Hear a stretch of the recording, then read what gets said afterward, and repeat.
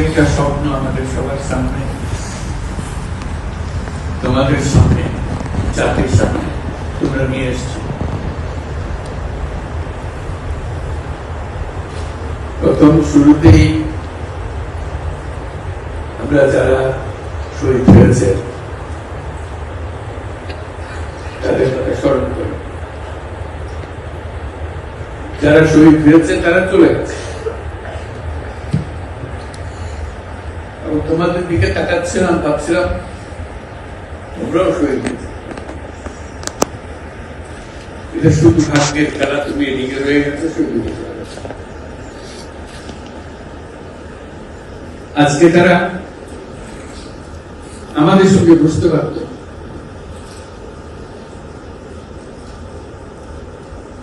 কিন্তু সেই সুযোগ তাকে দেওয়া হয়নি, তাদেরকে দেওয়া হয়নি। আমরা এপারের আর ওপারের মানুষ হয়ে গেছি। শুধু ঘটনা চক্রে নিশ্চিতভাবে বলার হয়েছিল না তুমি এখানে থাকবে, সে চলে যাবে। তুমি হয়তো 1 ঘন্টা আগে রওনা হয়েছে, 1 ঘন্টা পরে রওনা হয়েছে, এটাই তার সমস্ত লাভ।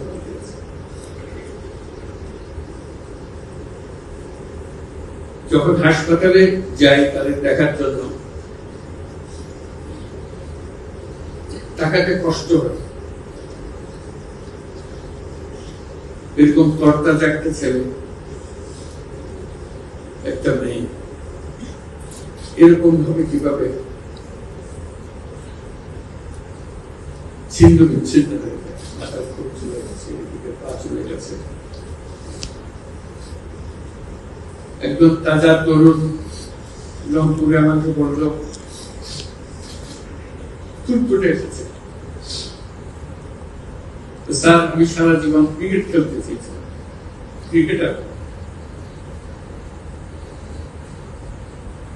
এখন দেখেন তোমার পাটা কেটে ফেলেছে, ওই পা রাখার উপায় ছিল।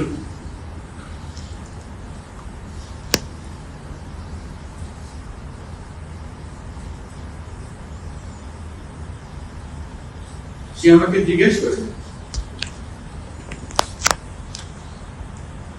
স্যার আমি ক্রিকেট খেলব,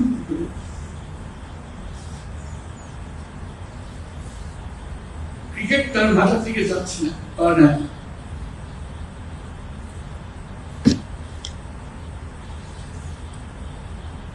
যতবার দেখি ততবার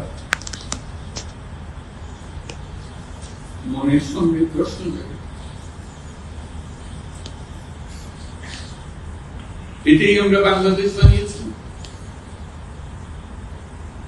যেগুলো তাজা প্রাণ, তাদেরকে ছেড়ে চলে যেতে হয়েছে।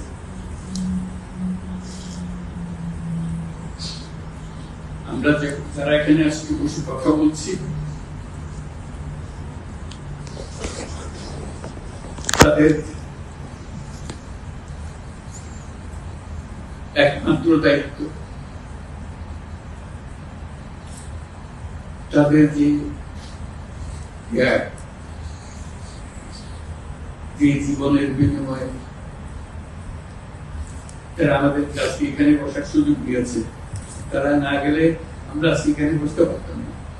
সবাই আমরা যারা সরকারের মধ্যে বসছি, তোমরা যারা আজকে শান্ত মনে এখানে খুব কথা শুনতে এসছি, কেউ এই ভূমিকা আসে না।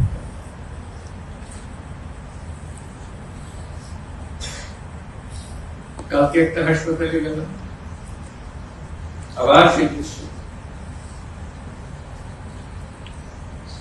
কচি কচি প্রাণ, মাথার উড়ে গেছে, মাথার অর্ধেক নাই, গুলি মাথার ভেতরে উড়ে গেছে।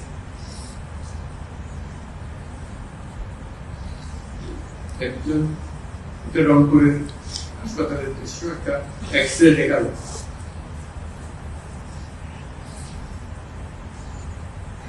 মানে দাগ অসংখ্য ছোট ছোট ছোট চোখ ফুটে ফুটে করা ছবি।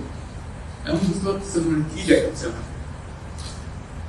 আমি জিজ্ঞেস করলাম কি, যেগুলো গুলি তার শরীরে এগুলো রয়ে গেছে, বেঁচে আছে রবার করে।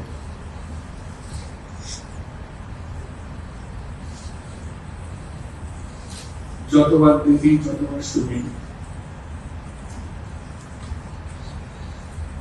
আবার নতুন করে প্রতিজ্ঞা করতে হয়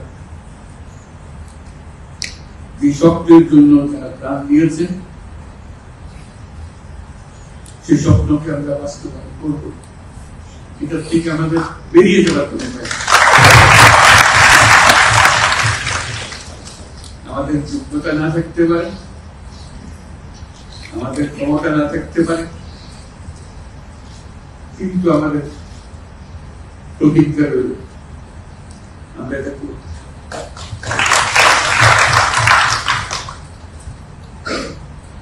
আমি খালি দেখি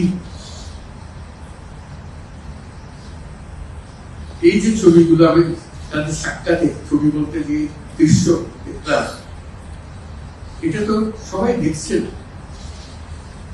যারা হাসপাতালে আসছে তারা দেখছে। প্রতিদিনের ঘটনা, একবারের ছবি।